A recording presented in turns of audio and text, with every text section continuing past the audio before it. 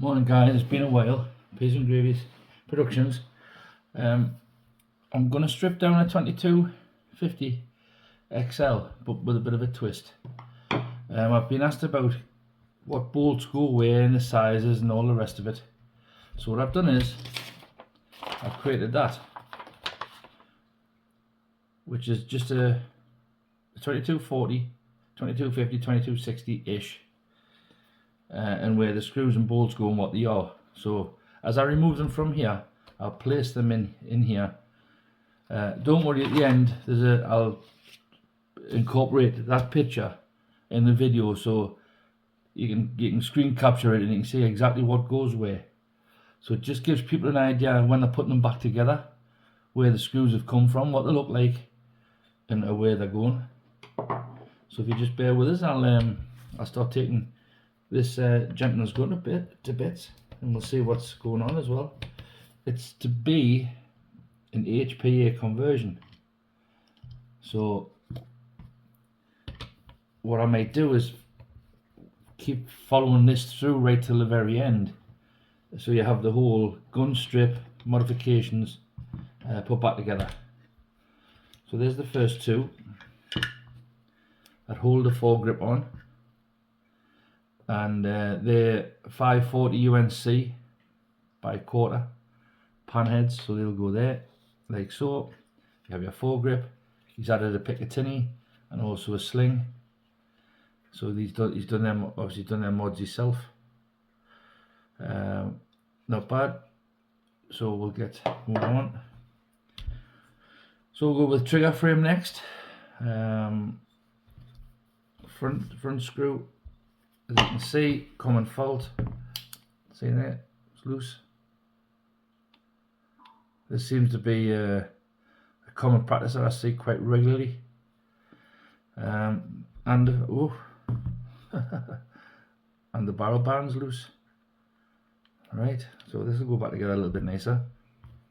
Careful when you're taking the front foregrip screw out that your screwdriver doesn't catch your trigger frame, because you'll scratch all that. So you just got to be careful.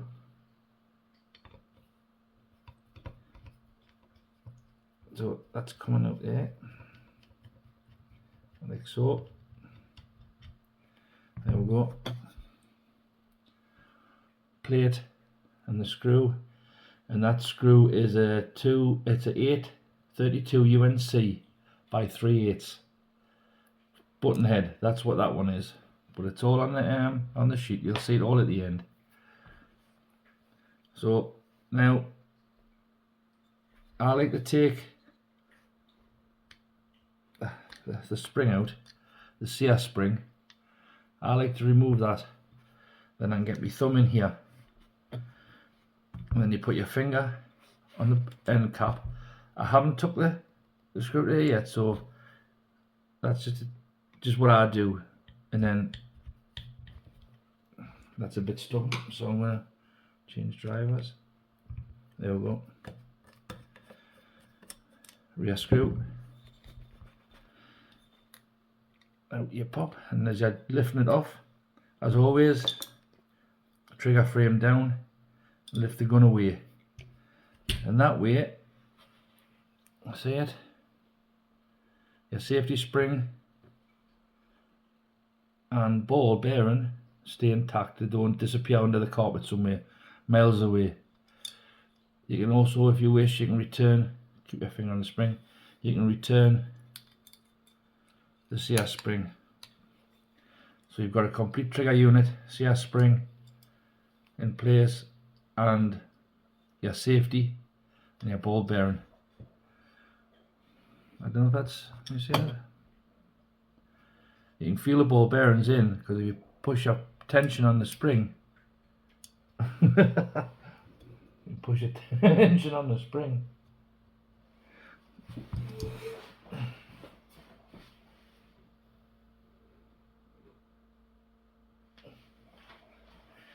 That's professionals for you. Put the tension on the spring, you can feel the ball bearing operate in the grooves on the safety, like so.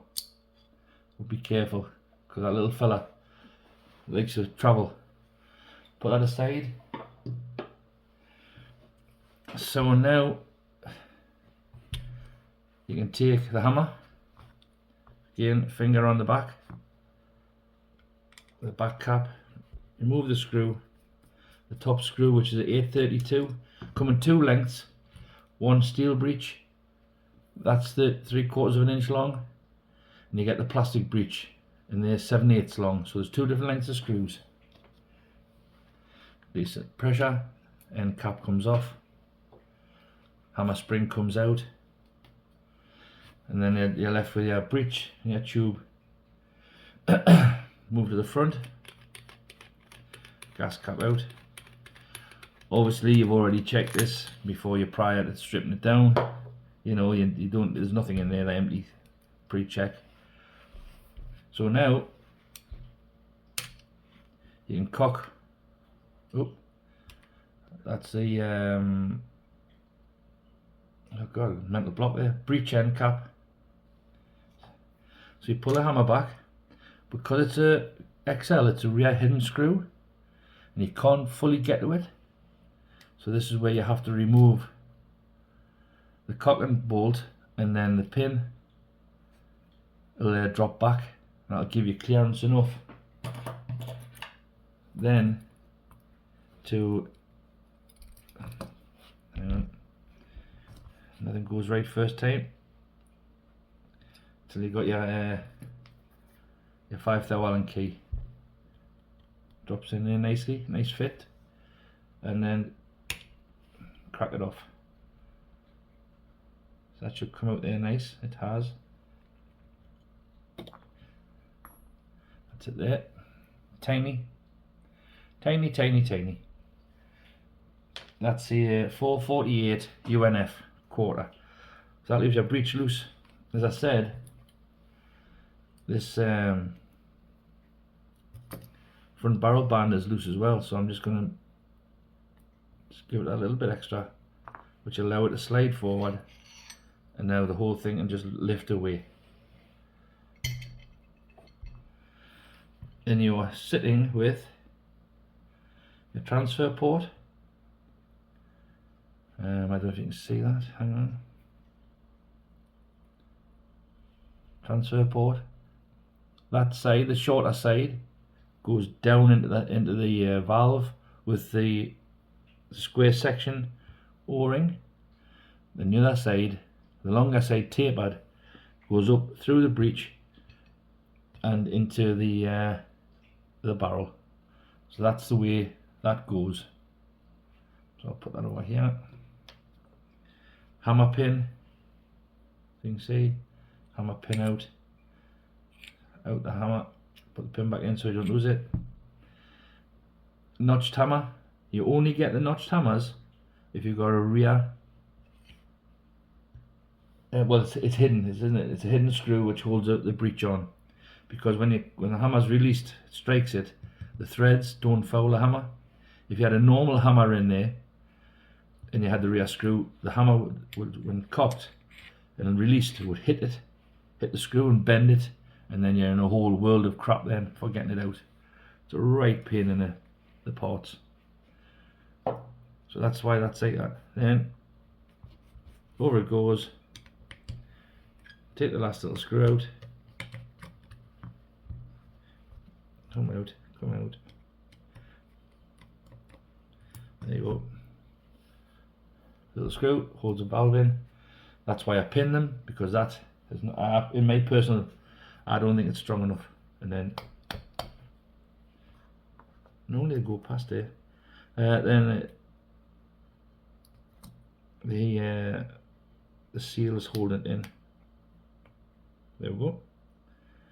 Square section seal, as I said. Transfer port seal. And then out you comes. So now you have an empty tube, standard valve, standard tube. Move to the breech, flip it over. It's the same size grub screw for the breech as it is for the barrel band. So that wasn't even tight there, so little crack, and off she comes. And then out comes your probe, and off comes your barrel band. With it being an XL, the 1/2 inch UNF silencer adapter doesn't come off. As you can see, there's no pins, no nothing. Where it is, you can get them off, but the barrel is splined and they're pressed fit, so they don't come off. They're like probably heated up and swaged on, but they're all splined. For me, the best way I find is just cut it straight off there and reface it, put a new crown on it, probably 11 degrees, and then polish it. That's what I would normally do. But you have to take a barrel band off the back. So when you come to put it together, always put your barrel band on first, otherwise you'll forget, and then you're snookered because you can't put it over that. So that is the first stages of stripped down HPA conversion. So I'm going to pause it there, and then next I'll do a video of what is involved and what bits of machining needs and various bits like that. Thanks.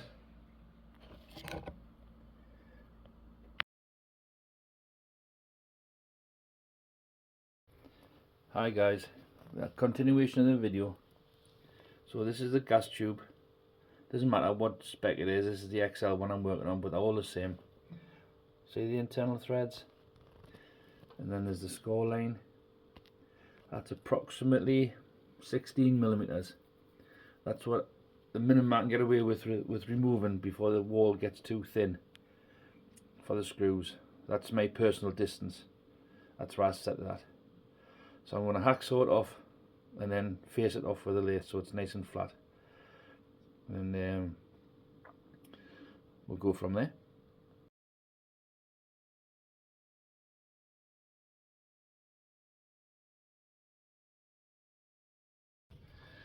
So that's what's been removed, and that's what we're left with. A slight little taper in there so when the O-rings of the drop block go in, there's a little resistance just to help me guide in. The end's perfectly square, cleaned up nicely, no burrs, no nothing. Ready for the next step. So my next favourite tool is my mill, and I've set it up now to drill the 2 holes for holding the drop block in position. It'll be perpendicular to the trigger frame and breech. If you get this wrong, your drop block sits on the slant, and it's not good, shall we say. So that's where one of these comes in. So I'm just ready to drill the holes, and then I'll show you when I'm done.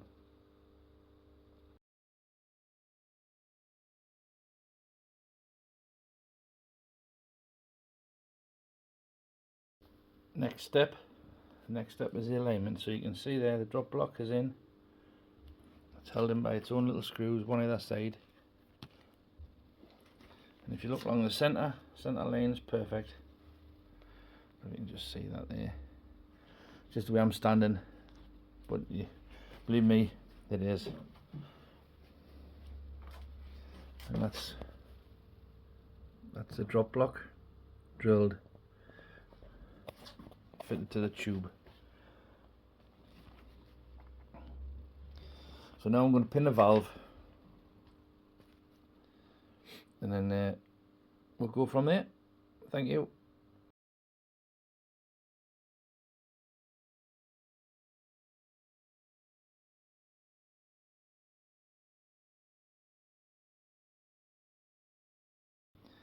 Tube now pinned.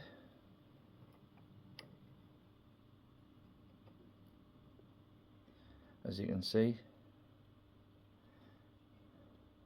well, it's awkward to see, but you can see there, held in place perfectly aligned. This end, drop block ready. So that's the tube prepped. That's the machining. That's that there, ready for the next step.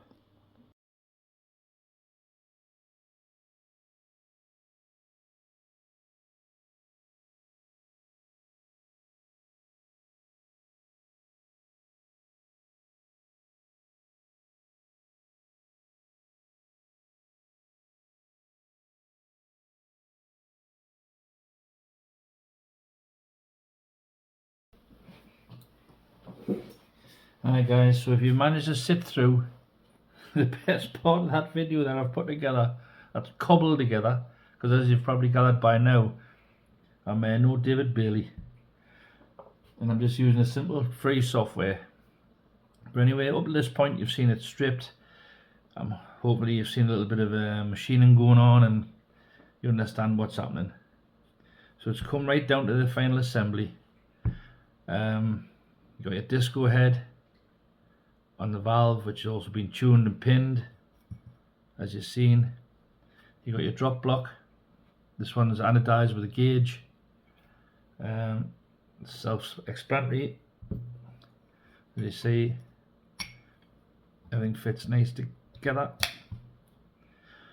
So I'm not going to bore you by assembly, because it's just a straightforward. Once the valve's in, goes in this way, plenty of lubrication, and it goes, and this goes on last. You've got to put your barrel band on first, and your barrel, and you set the whole top end of the gun up, and then your drop block goes on last, and then obviously your bottle.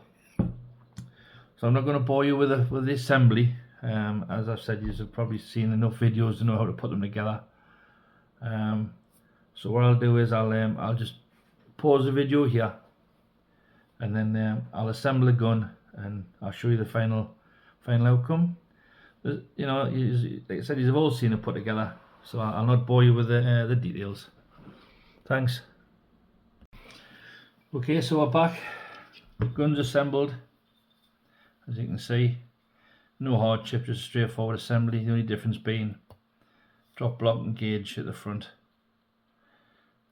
Now this is where a little bit of design and effort comes in, because as I was saying before, once you lose the length on here, 17mm, your foregrip